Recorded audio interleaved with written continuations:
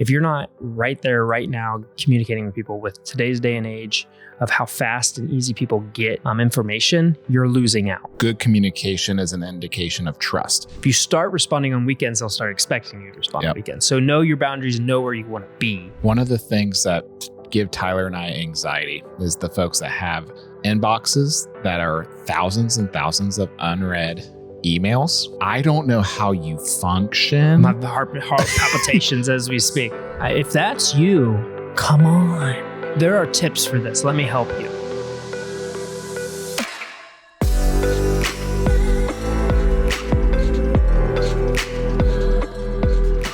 Hey, everybody, and welcome to another episode of the Next Gen Strategies podcast. Joining me, as always, is Mr. Tyler Davis, and we have an interesting episode to go through today. No guests or anything like that today, but something that I think is a very timely and relevant topic for a lot of different businesses. And Tyler and I have been kind of talking offline about communication.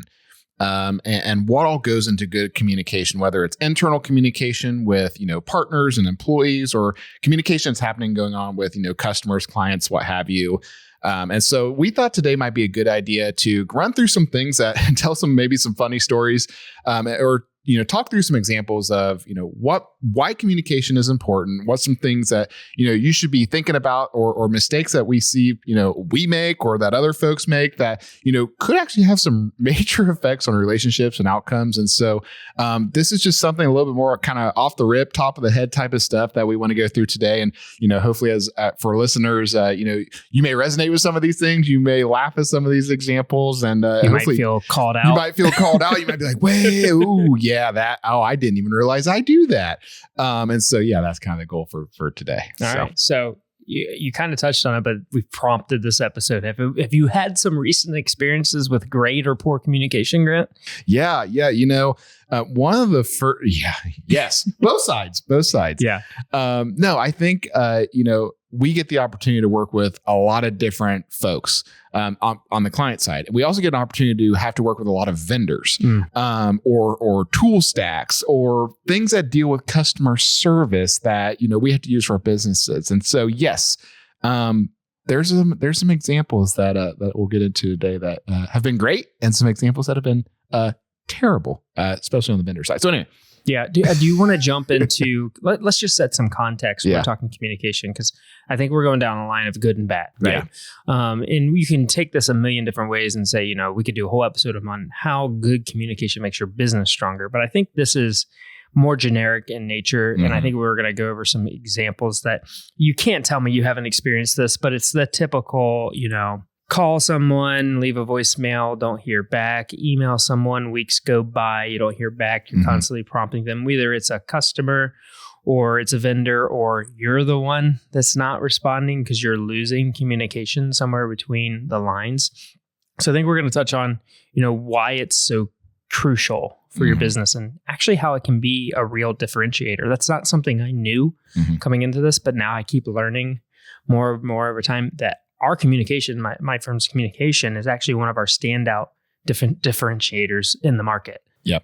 And I think in that vein, and what I'm joking about is there's some tools that I'm using right now that are third-party tools that are very large companies own these tools. And I've had some recent issues.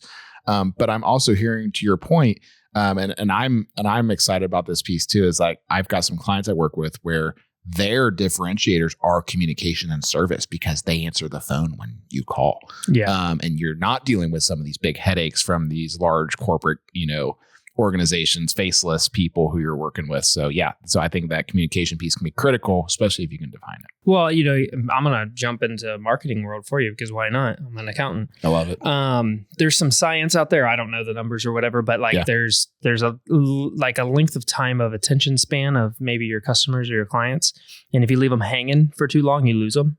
So I think that thinking about communication through the life cycle of your product or service is key. And that doesn't mean today, communication can be done so easily and automated that it keeps whoever you're serving in the loop, and it keeps the attention span. So like, I'm going to set a very clear example here of historically and currently CPAs have a very bad rap for communication, especially between December and April, and then even worse in May and June because they're taking a break, right? So like it is bad, right? I contact my accountant and don't hear back for 4 weeks, that type of thing.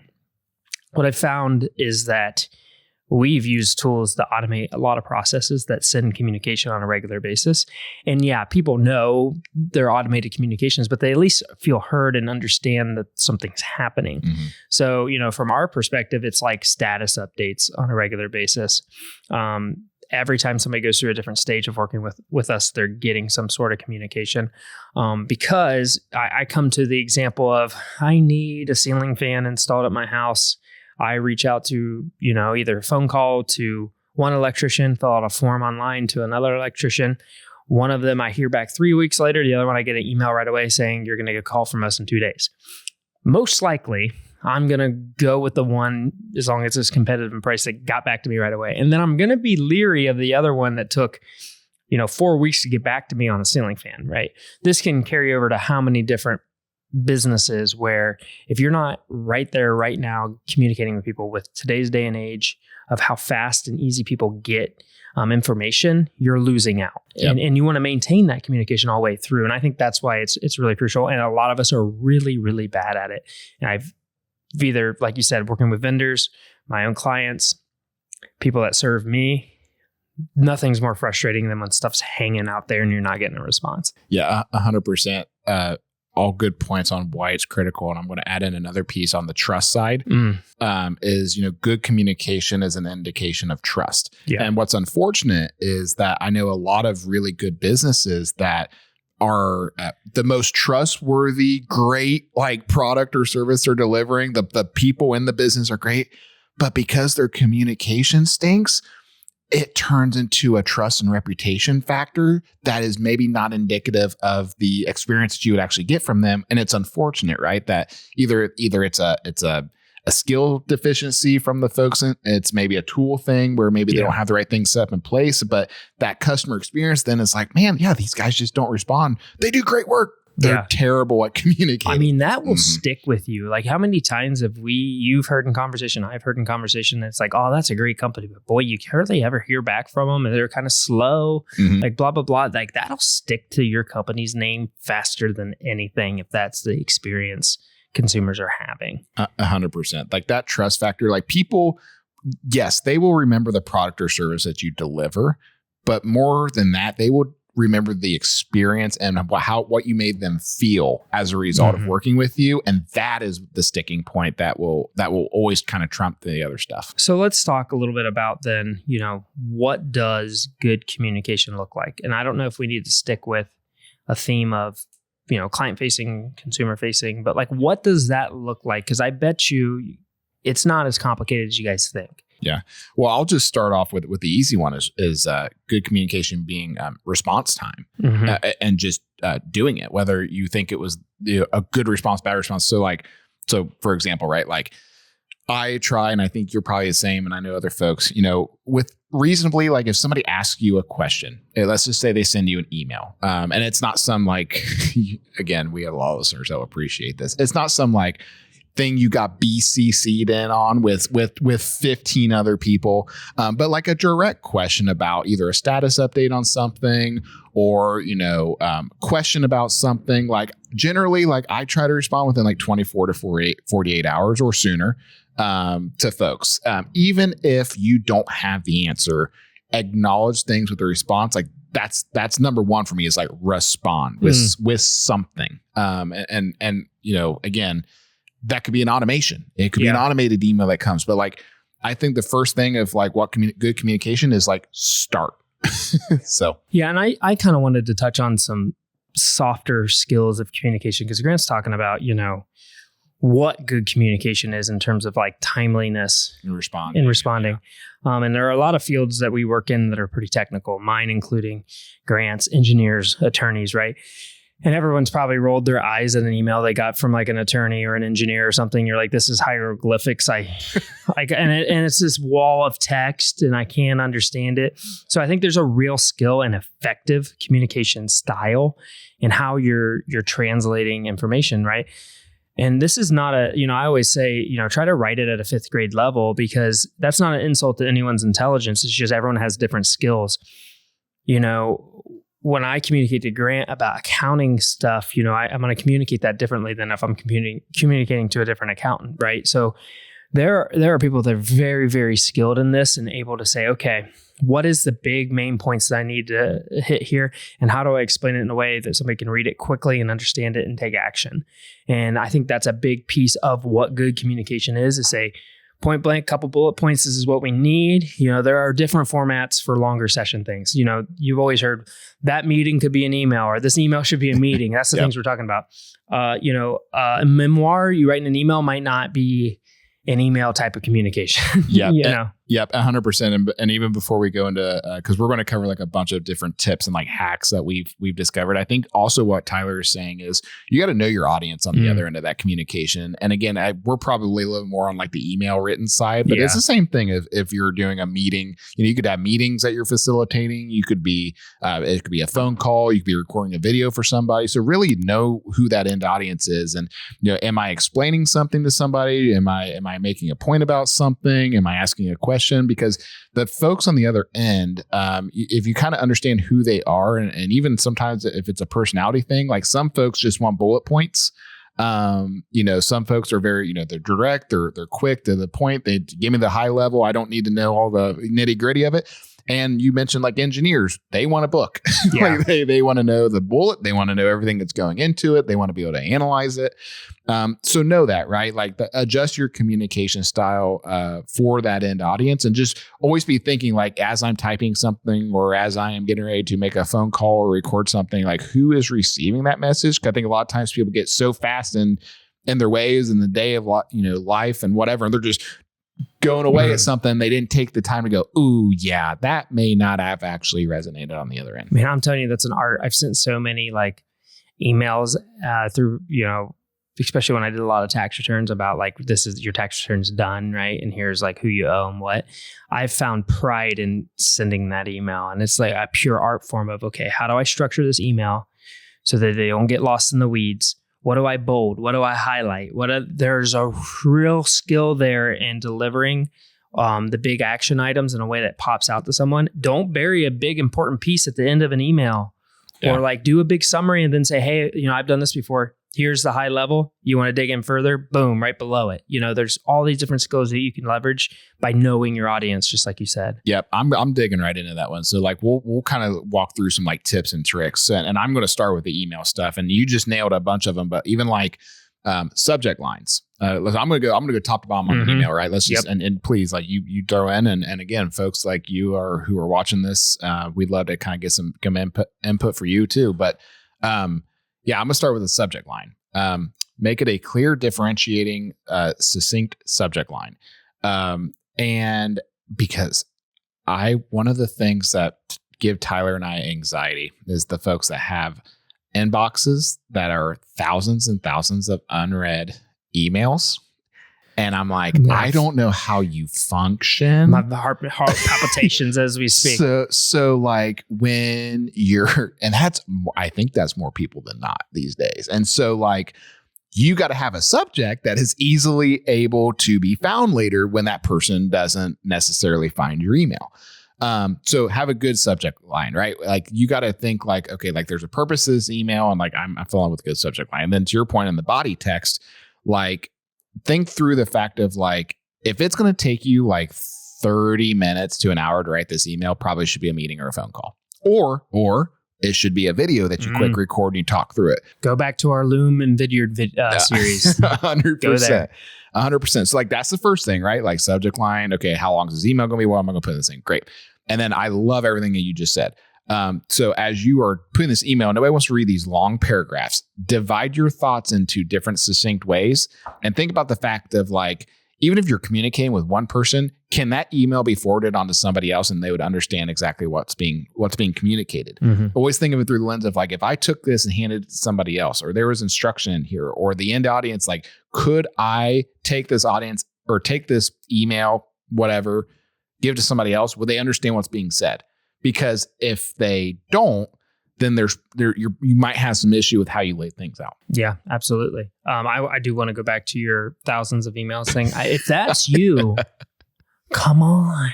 You got to get together. There are tips for this. Let me help you. Yep. Okay. I think a lot of the people that have thousands of unread emails are very unorganized with their best practices with email, right? Your work email, whatever you're using to communicate with your customers and clients and coworkers and, employees, you got to quit signing up for crappy newsletters and Walmart.com and all that with that inbox, man. You got to stop doing it. Use a junk inbox for that, because it is clogging up your inbox. You're waking up to 50 new emails and none of them are relevant or important. So it's clogging it up. You have to get some discipline there, and you got to spend some time to start unsubscribing to things. Yeah. Because if that's the case, that'll start cleaning it up. I have to do it. Like, you signed up for a software trial, you did this or that. Next thing you know, you got 30 emails a day coming in that are junk. It's a big piece of it. You got to have some discipline there. And that unread starts to become wallpaper. And so like the whole purpose of like that inbox notification stuff is show like, hey, I've got an actionable thing I need to address. Well, if it's all actionable, then your priorities get mixed up. I'm going to add another one to that like hack for inbox management. Use labels and folders in your email. Especially for folks like us who are in the service, do services, or if you're in HR or again, other accounting and IT and whoever, like, use labels, because then you can go back and say like, okay, like I know like for this customer or this client, like, okay, here's all my communication from those folks. And you can also set that up to be automated. So you don't even have to necessarily mess with like Gmail or Microsoft. I don't know what Gmail uses, but Microsoft uses rules. So you can set these rules up. So like I have one, for instance, my portal where everyone uploads documents and sends messages that's secure. I get an email every time like a message or a document's been uploaded. Well, I don't want all those in my main email. So I set up a rule. It says, hey, if it comes from my portal, shove it to the portal inbox, mark it as read. Because I don't need to read them. I just need to know that they happened. You can set that up for, if client A sends you a lot of emails, set up a client A email folder, and then create a rule that says all emails go to that folder. There are so many different little tips and tricks you can do through the power of your email platform to start organizing yourself, because you just can't be the person with 2,000 unread emails, because you're gonna lose really critical information and follow up, and you're going to start getting that bad reputation as a bad communicator. Yeah. And that has a impact both internal communications and external. So yeah, definitely that's 100%.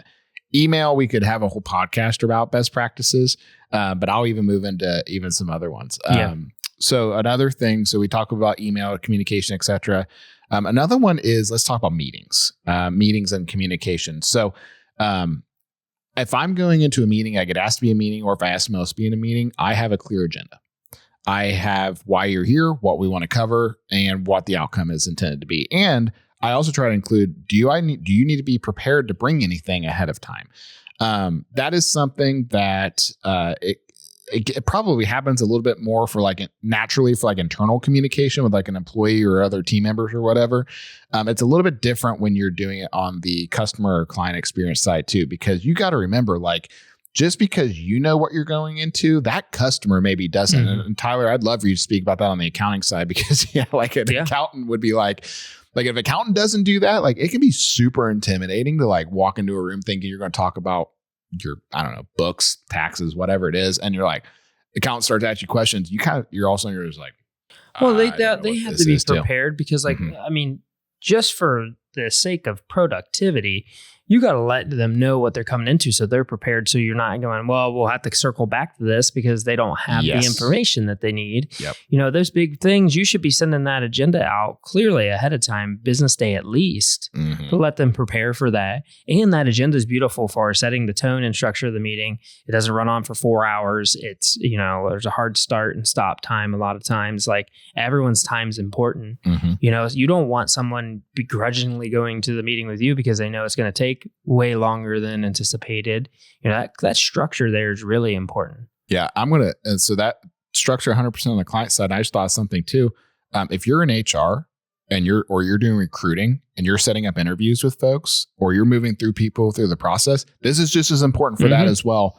For two reasons. One, the fact that if you're showing that level of professionalism and expectation of like, these are the things to expect throughout this process, that right then and there, if you're trying to recruit somebody, sets a tone for your company that they're going to like. And also two, it's going to make that interview process better for that individual, because they can actually feel like they're prepared and not so necessarily intimidated by what is going to be coming. Well, that's consistency too. If you don't have any structure going into those types of meetings, then how do you fairly evaluate what prospective employee is better than the next if you didn't run the meeting in the same way or ask the same questions?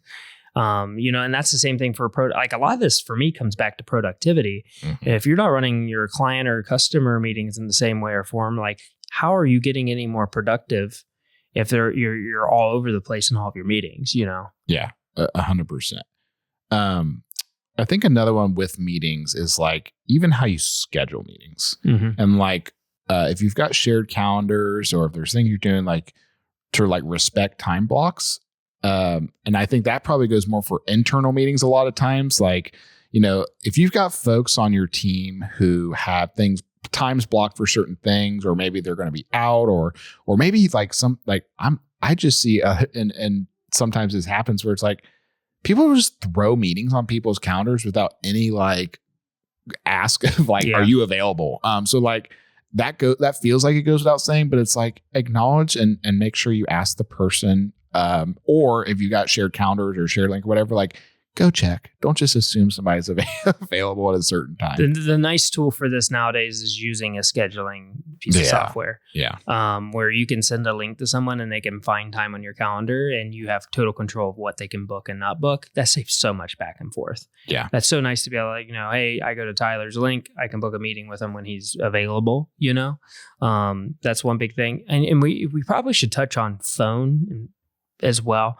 I know we probably don't do a ton over the phone, but the piece that I want to talk about is that I think when you said it a little bit earlier when you're like, it takes you 30 minutes to write an email, you should probably do a meeting. Another one is if the topic you have is either sensitive or complicated, a email or a text is not the way to go, because you lose context and facial expressions and things like that. So if you're doing something, or you have some communication where you're like, maybe it's you're going to miss a deadline for something important.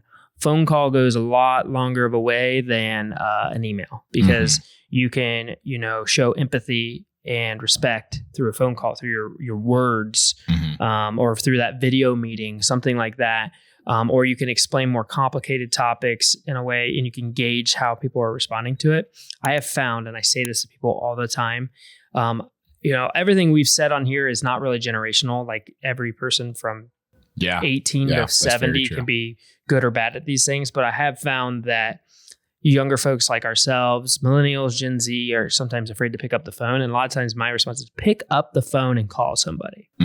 Because a long ways, many times, because the way emails can be read, there can be lost context, and there's a lot of power to just picking up the phone. Yep.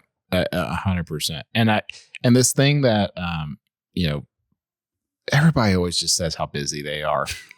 And we were just talking about this the other day, that some of the most successful folks that we know in business, whether it's owners, leaders, board members, directors, etc., a lot of times the higher up on the food chain, the better they are at communication. For good reason. So it's like, is there a little bit of a correlation here that, these folks who definitely are the busiest people, are sometimes the best communicators will respond, quickly or effectively or something. So like, I think there's a correlation there of success to communication. You wouldn't believe it. And if you're a leader and you are not really good at communicating or getting back to people, you're missing out on a lot of opportunities, because it'll go quickly that, just don't reach out to them. It'll be forever before we hear back, blah, blah, blah. We've heard that a million times. And how many decisions or things are being made or missed opportunities are there, because that's just the sentiment people have about you versus that person. Hey, it's happened to us. We'll just fire an email off to somebody who's got a lot going on and is seen more than we've ever, seen more in 10 minutes than we've seen in the last couple of years, right? In terms of experience. And you'll just get like a snapback, like reply in 15 minutes. You go, wow, that's impressive. Yeah. And it happens a lot. And you go, wow, they must have their system dialed in. Yeah. And it's not even like that you always have to even have like the answer. Just respond and say, got it. I'll work on this. Yep. Got it. Let me think about it. Big piece of advice. Got it. I don't actually handle this, but I'll give it to so-and-so because they will, and they'll CC them in. Like it's that like, they're heard. The person's been heard. Correct. That's what they want. Right. Yeah. So like I do that one all the time. I don't know the answer to that. Here's when you can expect to hear from me on it. And that's the big, when Grant said he likes to communicate within the next 24 to 48 hours, that doesn't mean you have to have the answer. It's just the acknowledgement. Correct. And saying, here's an expectation from me on when you'll have your answer. Correct. 100%. I think something else that I'll jump back into on meetings. So we kind of talked about agendas. We talked about prepping people and some best practices for kind of when you're in the meetings. Follow up is a big deal. Oh, that's a good one. Yes. So meeting happens. Could be sales, could be internal, like whatever the meeting is. There are going to be action items, if you're doing these things correctly, that come out of this meeting. You or somebody in that meeting needs to be responsible for keeping track of these follow-up items and make sure they get executed on. Because otherwise, why'd you have the meeting? Right? Mm-hmm. Like, don't leave things to be verbal. We need to have some type of accountability piece. Again, if it's email, if it goes into a project management system, if it lives on a spreadsheet, an Excel sheet, like there's so many different ways to keep track of to-dos. Google Keep, AI note takers can do this stuff. So like, anyway, there needs to be some type of active follow-up, and somebody needs to own ensuring that the action items of that meeting are getting followed up on and done, and people know who is doing what. Yeah, that's a huge piece of advice I have. I almost do it after every meeting. I'll be in these meetings all the time. We talk strategy a lot. We talk a lot of big, heavy things, and I'm watching people's eyes glaze over slowly through the meeting. And I always say, and it always goes well, don't stress out. Don't be scribbling down a million things. After this call, I will send you an email where we recap everything, and I'll list out the action items and the next steps. So you can just be present in this meeting and think and not worry about, oh, he said this, he said that. Reassure people and let them know that you're going to follow up and give the important items so that they can really absorb what's going on in the call. That is such a good point. I didn't even think about that. So like I've literally had customers tell me, hey Grant, is this going to be one of those meetings where you send the follow-up reminder for? Yeah. And I'm like, yes. They're going, okay, great. Like, it's like a relief. It's like a relief. Like, okay, that means I can just have the conversation. Like, we're going. Like, I've literally had that. I didn't even think about that, where they're like, so Grant, you own following up on all this stuff, right? Yep, I'm going to package insert. Great, love it. And then like their engagement on that meeting also, it goes up 10x, because then they can just be present and they're not scared to say like something outlandish, because they know like me or they have a team member, somebody's going to they're going to condense it later, and they can just be there. That's really good. I like it too, because it just from the sake of like, you've probably had it. You've had a meeting, you're going to do this thing, and if you didn't have anything written after that, like it's gone. Yeah. And you're like, oh crap, I didn't do that thing I said I was going to do, or they didn't do the thing that they were going to say they were going to do. So the recap email is big to me, because that means now it's in your inbox. You can flag it. You can move it over to whatever you're using for maybe project management. Like, it's now there, written and in stone, because I always say it, and at least from my world, if it's not written, it didn't exist. Like, it's just so true. You say something over the phone or over a video meeting and there's no record of it, you might as well chalk it up as it never happened. Yeah. Well, and I want to give a hack that I did not come up with. Actually, Brandon has come up with one of my team members, is he's starting to do now, like when we're doing group meeting facilitations and we're in person, so you're not like able to record things or whatever. Like, he's actually like, he'll like turn his phone on and just do a voice memo. And then all he does is dump the transcript into like GPT, and it just, here we go. And so like, yes, we might be taking notes on something, or folks in that meeting or blah, blah, blah. But like he started doing that, and I'm like, oh, that's our follow-ups take 5 minutes, because like, that's it's a good segue into using something like ChatGPT. When we talked a little bit about soft skills on how to, speak to your, whoever you're emailing, you can use ChatGPT to help and plainly tell it, like, write this in a way anyone could understand or something like that. I just want to caution you don't send every single email copy and paste from ChatGPT because like people know and it's kind of inauthentic. I don't know. Maybe not everyone's hip to it yet, but like I can clearly tell when ChatGPT is written an email because it kind of writes it in the same way, but still use that as a tool. Like have it transcribe it, grab it, copy, edit it, clean it up. Just don't cut and copy paste everything out of ChatGPT. I can't take it anymore. It's a lot. For me, it's the emojis. Oh yeah. It's the emojis. When you see the LinkedIn post, it clearly came from it's the emojis. I almost want to write bad just so people know that it was me. Well, it's always like at the end of those emails, it always says in conclusion. And it's like, it's straight from there. In conclusion. Anyway. So yeah, there you go. There's ChatGPT AI kind of. Yeah, we're kind of rambling, but I mean, I think these are all like, we always want to leave you guys with like tactical tips you can take home. Like it's great to talk in theory about things, but like we know, like if you're sitting there with 1,000 emails, like that's a tall task to get through. Yeah, you kind of have to figure it out if you want to have success here. Yeah, and we've listed off. There are even tools out there that help clean your inbox, so you can leverage in there to get some of the junk out, but. Tackle it. And another thing that we can talk about is you should be dedicating either the first hour or some amount of time of your day to that communication. That's how you can do the Grant method of getting back to people in 24 to 48 hours is when you sit down with your coffee, when you first roll into work, maybe that first hour is when you're going from the top of the inbox, responding to people, then you get into work. Yep. That's a part of setting boundaries. And that's the thing we haven't done yet too, because, good communication can also bring up and bubble up some issues of, I have customers call me at 9 p.m. on a Friday night or on Sunday or on my son's birthday. Like we're not saying you got to communicate in that regard. Like you need to set clear boundaries. But if you start doing you're going to hear from me in 1 to 2 business days, people will start getting into a pattern and knowing when they're going to get their response from you. So if they send you an email at 5 p.m. on Friday, they know they're probably going to hear back from you at the end of the day on Monday. And if you don't respond on weekends, then they're not going to expect you to respond on weekends. If you start responding on weekends, they'll start expecting you to respond on weekends. So know your boundaries, know where you want to be, and stay consistent with it. Yeah, and I would say, batch your time dedicated to email and don't just constantly watch your email. And I can be guilty of this. This is something I'm actually trying to work on this year too. Is like I can sometimes be an email watcher sometimes where I'm checking too often. And so that's something like I'm currently working on is like batch time for communication. Like, again, like you said, maybe maybe you spend an hour in the morning and maybe then your lunchtime and then maybe it's at the end of the day, but like kind of batch those communications efforts together and it'll actually make you better because you kind of get in that like mode of like respond and move and it can be helpful. Absolutely. So. Well, Grant, I think we nailed most of it. I think this is a great episode.